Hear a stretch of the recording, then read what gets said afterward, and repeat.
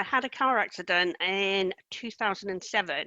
Before that, I was able-bodied, did loads of activities through the Air Cadets. After a year after the car accident, I lost feeling in one side, and gradually it's got worse. So now I use the wheelchair full time now. Well, my friends sort of changed because, as I said, I was involved with the Air Cadets, and my life was weekends all through the day, doing things with them, going camping and all that. I gave it up in 2009 because I couldn't cope with it anymore and I wasn't giving them what I wanted to. Losing that sent me into total isolation. They were starting up this wheelchair racing club. I'll go along, see what it's like. Might not be able to do it or anything like that. But the first lap round, and I was like, I'm liking this. And I went back the next week and constantly been going every week almost. I didn't have those limitations. I could do it all myself and sort of a buzz, getting the heart beating a bit quicker. It didn't matter that I was in the wheelchair, and it gave me some enjoyment that I hadn't had for a long time. Hi, my name is Michelle Lewis. 10 years ago, you'd have been lucky to see me run to the end of the road. These days, running is second nature to me.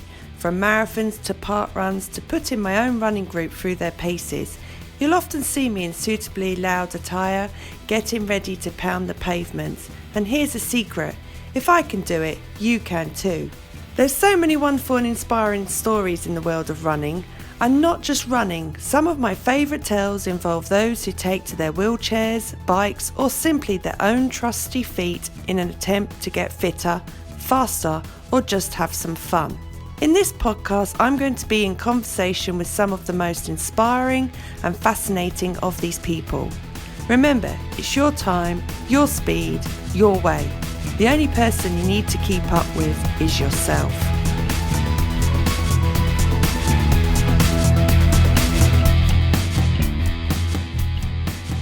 A quick word before I introduce this week's podcast guest. Due to the corona outbreak, this episode was recorded on Zoom, and as a result, some of the audio, basically from my side as my lovely guest had a headset on and I didn't, is very echoey. I'm working to resolve this, but obviously we're all dealing with a whole new world at the moment, so hopefully you'll forgive me for sounding like I'm in a cave.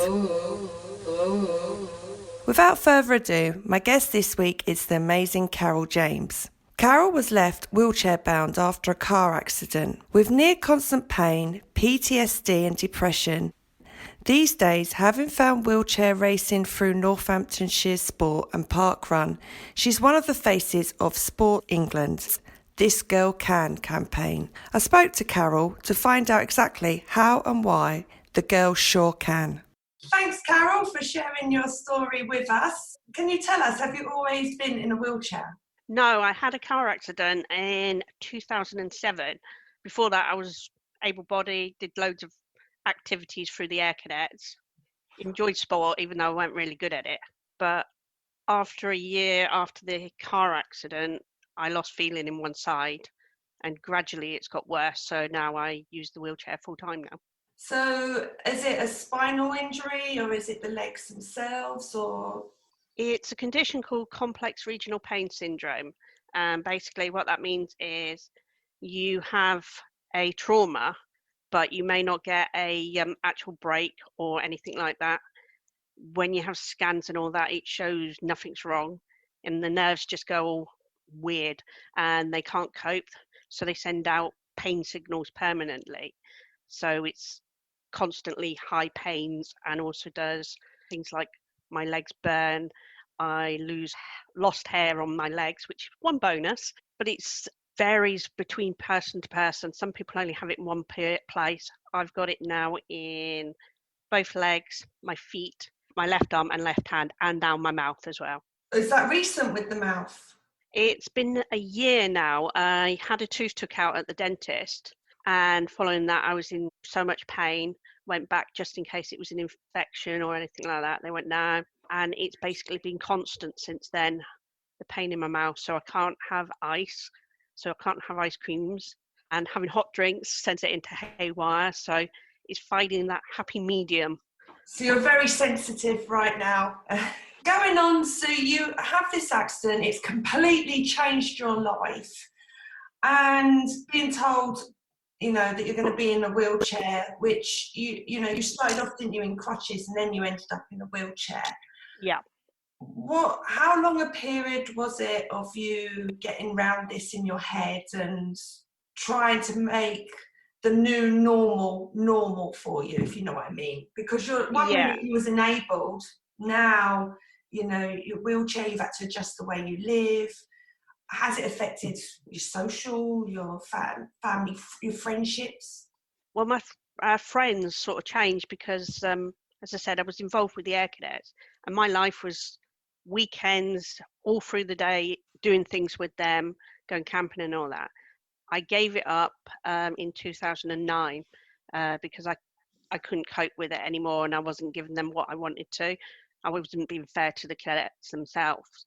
Losing that sent me into total isolation. I had my close friends who've stuck with me through thick and thin. My head took a long time to get round it. It wasn't till 2012 we went to the Paralympics to watch it, and it sort of gave me thoughts then. There was sport out there, and maybe I could try it. Didn't know if I'd be any good at it, but didn't do anything after that until 2013 when my husband saw a taster day at the local councils they were doing for a disability sports club, and he sort of tricked me into going. He said he was coming with me. Up until the moment I was like, you're coming with me? And he said, yeah. And then at the last minute he said, you go on your own. I was like, no, I can't do it. I had no confidence in myself of going out anywhere on my own. I went to the sports centre and I got to the door and I was like, I can't do this. And somebody opened the door, which meant I had to go in.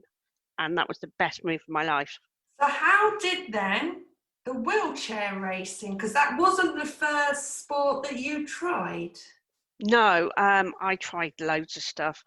I liked Archery? archery, which I took up. I went to the local club and enjoyed it, but there wasn't that extra buzz there. It was nice being on the level playing field with able-bodied people, but I still was looking for my sport. Tried so many different things, and then there was an invite from Northamptonshire Sports about they were starting up this wheelchair racing club. I thought, I'll go along, see what it's like. Might not be able to do it or anything like that, but the first lap round, and I was like, I'm liking this. And I went back the next week and constantly been going every week almost So what since. was it? That was What in was it that made 2015. you? What was it that made you like it? It's the feeling of control or independence, or It's independence, not relying on anybody. There was the limitations with the archery on grass and that, but on the track, I didn't have those limitations. I could do it all myself, and sort of a buzz and getting the heart beating a bit quicker. I don't know what else. It didn't matter that I was in the wheelchair, and it gave me some enjoyment that I hadn't had for a long time. so from that moment of that first experience of wheelchair racing, what was the next thoughts through your mind, like the next level? Because we'll go on to parkrun in more details, but was it parkrun, or did you try actual race, or what happened next? It took me a year to do my first race, and that was a sports relief 3 miler at the track. I hadn't done that distance. I thought, oh, it's doing something good for charity because I'd done charity stuff before, and I gave it a go. And when I finished, even though we'd done it separately for me because we weren't sure on how it'd work with other runners, but the buzz and people cheering me on, and it was that hit somewhere, and I really enjoyed it. And I thought, yeah, I want to do it again. And then I looked into the longer races around here. So going from 3 miles, following year I did a 10K, and that was another charity event and the Brass Monkeys. But what was better about there was other wheelchair racers there. Being amongst them, I really enjoyed it. It gave me someone to try and go against. And my aim, because there was a young lad there who I found out at the time was only 11, I was like, I've got to beat him. When he beat me, and it was like, next year I've got to try and beat him. But my aim still is to beat Toby, even though he's now getting gradually better and better. But I want to beat that little kid. It sounds like he's not so little as the years go by. No. You did the 10K, and then what happens after that? So you've got a few years of wheelchair racing experience, and now in the later part you're starting to mix in with other wheelchair races. You're not on your own. What was the next step after that 10K? My aim, and it still is, to get half marathon and marathon. Obviously, due to coronavirus, that's been altered this year. But it was trying to get more experience. I discovered parkrun through another thing on Northamptonshire Sports, and they said Ellie Robinson was going to be at this parkrun. I've seen parkruns about, but my local one I can't do because Corby, it's off roads and it's round their woods, no chance. So I got in touch with Northampton Parkrun lot and asked the question. Yes came back, and I thought I'll go there. I was really nervous, not knowing what to expect.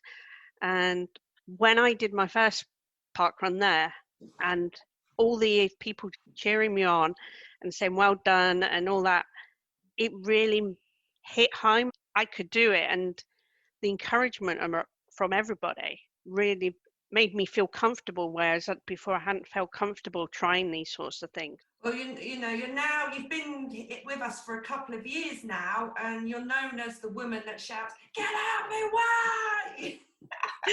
Yeah, the big mouth helps quite a bit. Every park runner, walker in your path, you're like, "Out my way, keep left."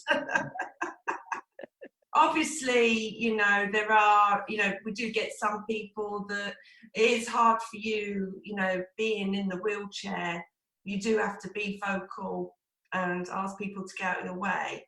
And when we get back active again at parkrun, which will happen, this virus will not win, we're going to put a GoPro camera on you, aren't we? So yeah, and see what it's like from your level doing parkrun and how you experience it and the challenges you face just going around that 5 kilometers. So how do you feel about that? Yeah, I think it will give people quite an eye-opener, because it's like when people with the headphones concentrating what they're doing and they don't realize I'm coming up behind, and I can't swerve like a runner would be able to go round. And also when going down the hills, that's my quickest time. So it's trying to avoid people. So seeing what I see from down below, it might give them an eye open and be a little bit more aware that we're around.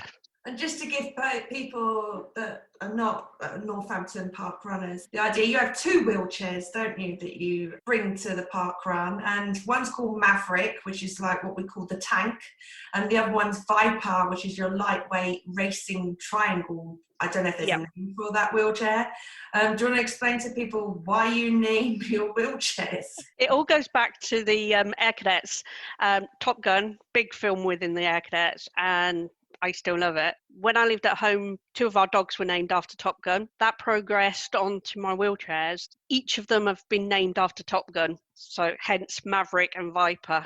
And my new day chair's now called Wolfman. Going back earlier, you were saying about this young guy, Toby. You are at Northampton Parkrun. You tend to be the only wheelchair racer on a regular basis that comes to the race course. And we did have a visitor not long ago this year, Sophie.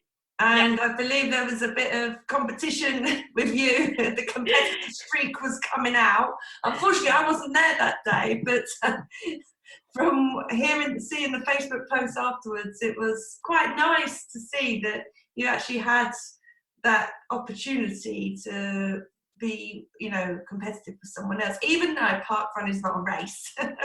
Yeah, it's the competitiveness I get when on parkrun, obviously being the main wheelchair there normally. So having Sophie there, it was good. It gave me something to focus on, trying to beat her time. I think that's why I enjoyed doing the races against wheelchair racers, because when you're there on your own, you've got nobody to strive to beat. Whereas when there's quite a few of the wheelchairs there, you can go along with them and try and catch them up, as I'm pretty slow compared to them guys. But my aim is to try and catch up with them through all my extra training I'm doing.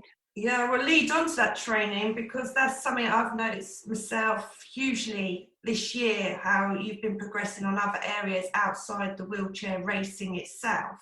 But going back to the park run, I've noticed now that you've got that community spirit, feeling that you've even been volunteering, and you came up with your own tail roller role. Yeah, the toe rolling came from on Facebook. I'm a member of the parkrun group just for wheelchairs, and they were on about being tail rollers. So I thought, yeah, because I'd gone round the back with my mum, because my mum's recently started parkrun over a year ago, and she walks it, and I quite enjoyed it when I was going around the back with her. And so I thought, yeah, I'll volunteer and be a tail roller.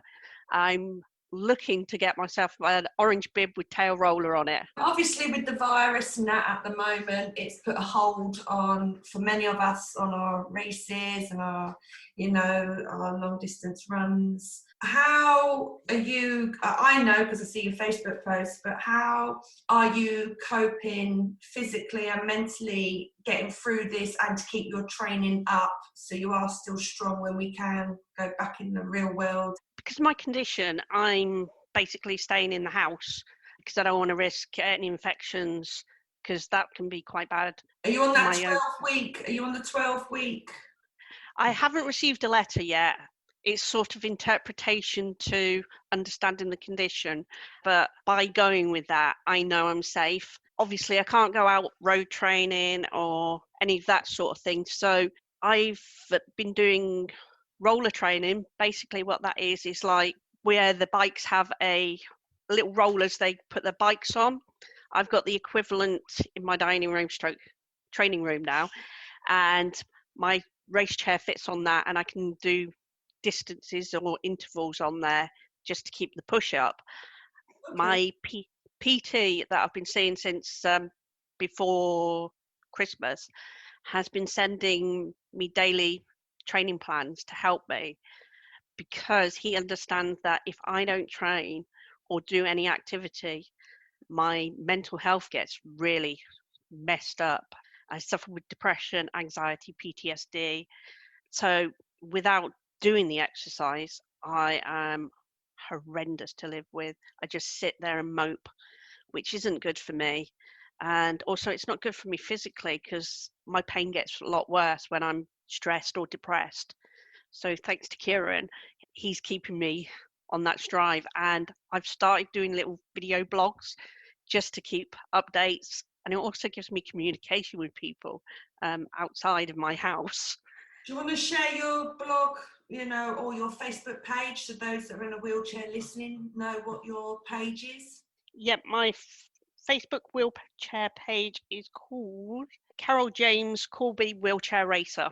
Have you just got the Facebook page? Do you have an Instagram page, which is the same name, really? But also, as well as Kieran with your PT and you're doing your own dining room, there is another wheelchair user that we both seem to be motivated with, and that's Jay as well, and is very active daily with several videos of what he does. Since he's been active, you've been, I feel, a lot more inspired. Yeah, I met Jay last March when I did Bedford Autodrome. He was doing the half marathon and I was doing the 10K, and it was coming on to the last bit and I was struggling, and he went past, and it was seeing that wheelchair helped me go on.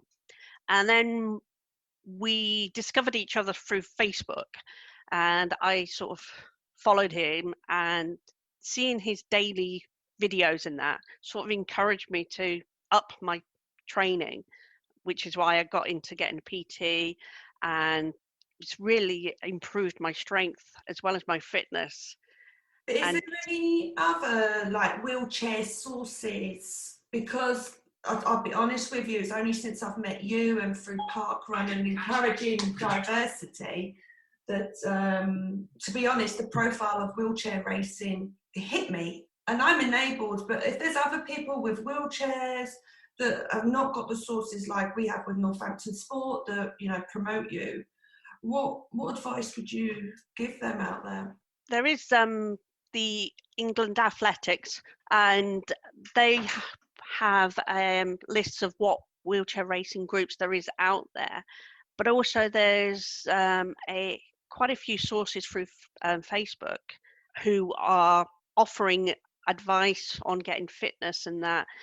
There's a gentleman called Ben Clark who does Adapt to Perform, and he's done like a 30-day wheelchair challenge. So he's put different programs on there. So I've been following his wheelchair yoga because I'd never tried yoga, and it's like, yeah, how am I supposed to do all those weird poses? But seeing his, it was things that I was able to do, even for a novice. They're basic ones, so it gives you that eyesight into things. And can we say, while you've been doing this, I set a plank challenge to the group this week, and you won with 3 minutes, you know. So you obviously, all this extra work that you're doing, don't think that a wheelchair user are not capable of anything. They've got strong core muscles, especially in your case. Well, I was quite surprised because my core is pretty pants. So that's one of the bit we've been concentrating on. Helps with the wheelchair movement, but also in day-to-day life, helps keep my posture correct, because it helps with my back, and if my posture goes, it makes my other parts of my body hurt. So that's why I wanted to work on my core. And when I realized it was 3 minutes, like, geez, I never thought I could do that.